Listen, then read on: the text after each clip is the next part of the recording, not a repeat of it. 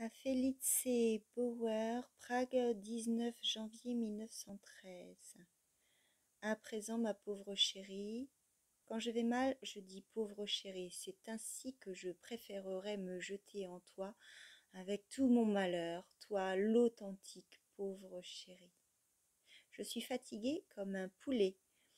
Je suis rentrée à la maison sans rien d'autre dans la tête que ce bourdonnement de la somnolence. Il y a de nouveau de la compagnie dans la chambre d'à côté, et au lieu de me coucher, de me lever à minuit dans le calme, de manger et de t'écrire ensuite quelque chose de bien pour te demander pardon, ai-je quelque chose à me faire pardonner, chérie? Je ne le sais jamais et je le crois presque toujours. Écrire un mot qui nous réconcilie définitivement, je vais combiner, puisqu'il n'y a pas moyen de faire autrement, le bruit avec le dîner, et puis ensuite très rapidement, si possible avant 10 heures, aller dormir.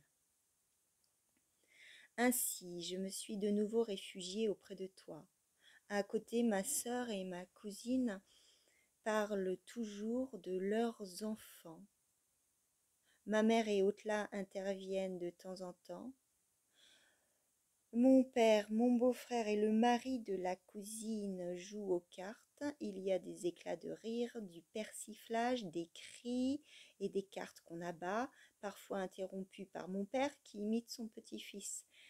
Et par-dessus tout ça, chante le canari, qui est tout jeune, qui appartient à Vali, mais qui vit provisoirement chez nous et ne peut encore distinguer le jour de la nuit.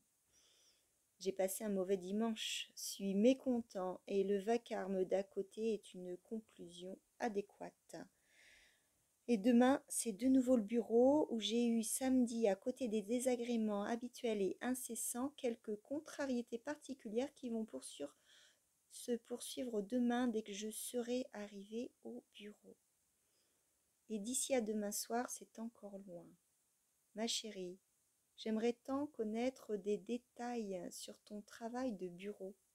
Pourquoi d'ailleurs ne m'a-t-on pas adressé la lettre d'offre promotionnelle et quel a été le résultat de ces lettres?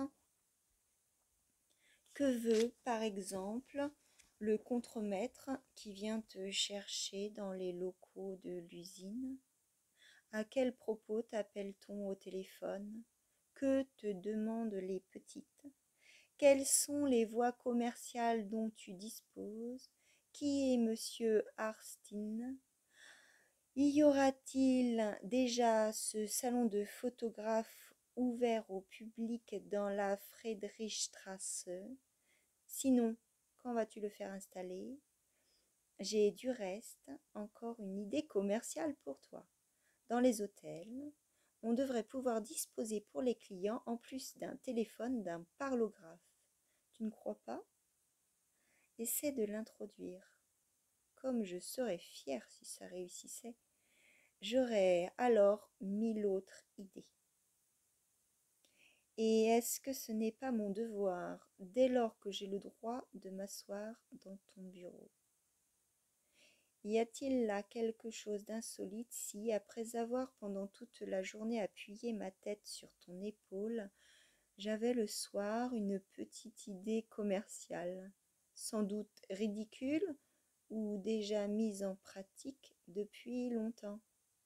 Franz.